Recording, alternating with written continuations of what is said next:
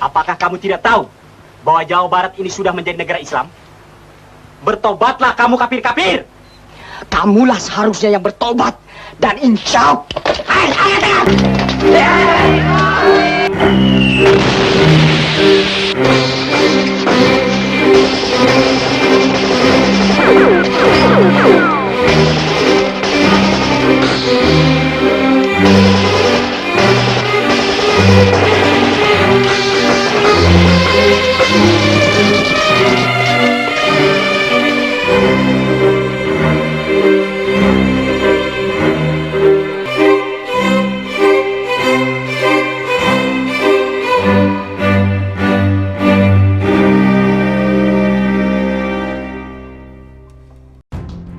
Darul Islam atau Tentara Islam Indonesia di Jawa Barat adalah gerakan separatis yang dipimpin oleh Sekar Maji Manijan Kartosuwiryo.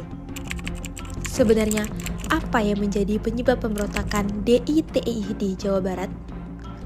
Pemberontakan DITI di Jawa Barat disebabkan karena ketidakpuasan Kartosuwiryo terhadap kemerdekaan Republik Indonesia. Perundingan Renville pada 7 Januari 1948 antara pihak Indonesia dengan Belanda juga menimbulkan masalah baru. Kubu Kartosuwiryo menganggap keputusan terkait pemberian wilayah Jawa Barat sebagai bagian dari Belanda tidak mencerminkan arti kemerdekaan yang sebenarnya. Bahkan, kebijakan tersebut membuat Kartosuwiryo mengklaim bahwa Jawa Barat bukan lagi bagian dari negara Indonesia. Pada Februari 1948, Tentara Islam Indonesia dibentuk di Priangan dengan menetapkan Raden Oni sebagai panglima. Penetapan ini terjadi dalam pertemuan di Desa Pangedusan, Cisayang, Tasikmalaya. Pada 7 Agustus 1949, Kartosuwiryo mendeklarasikan proklamasi Negara Islam Indonesia ala Kartosuwiryo yang berbunyi, Bismillahirrahmanirrahim. Asyhadu alla ilaha illallah wa asyhadu anna Muhammadar Rasulullah.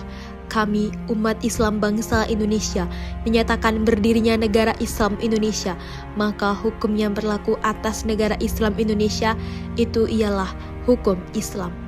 Demikian bunyinya, lalu ditutup dengan takbir dan tanda tangan Kartosuwiryo. Negara Islam Indonesia ternyata bukan hanya berperang melawan TNI, tetapi juga bertindak semena-mena kepada masyarakat. Pada 4 Juni 1942, upaya penyelesaian DITI di Jawa Barat dilakukan oleh militer Indonesia, yakni melalui Operasi Pagar Betis. Operasi tersebut berhasil menangkap para anggota DITI beserta jajaran petingginya, termasuk sang imam, Kartosuwiryo. Berdasarkan keputusan pengadilan Mahkamah Darurat Perang, tanggal 16 Agustus 1962, Kartosuwiryo dijatuhi hukuman mati. Kartosuwiryo dieksekusi pada tanggal 5 September 1962 di Kepulauan Seribu, tepat pada pukul 5:50 waktu Indonesia Barat. Itulah akhir pemberontakan Darul Islam atau Tentara Islam Indonesia di Jawa Barat. Tidak hanya berkembang di Jawa Barat, Darul Islam atau Tentara Islam Indonesia juga berkembang di Jawa Tengah.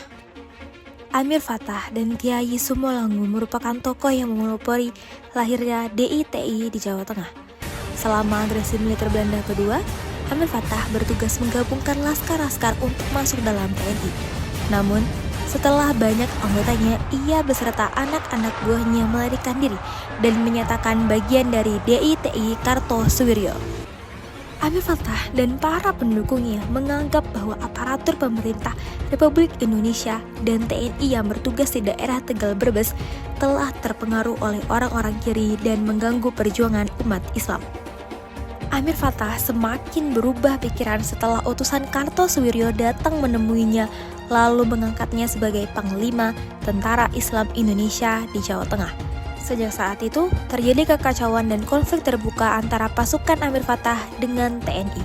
Untuk menumpas DITI Jawa Tengah, TNI membentuk gerakan Benteng Nasional yang dipimpin oleh Letkol Sarbini, Letkol Bahrum, dan Letkol Ahmad Yani. Unsur utama GBN adalah Benteng Raiders yang bertugas memburu gerilyawan DITI. Perlawanan Amir Fattah tidak terlalu lama.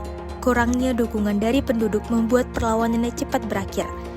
Pada Desember 1951, akhirnya Amir Fattah menyerah. Dan ini adalah akhir dari pemberontakan DITI di Jawa Tengah.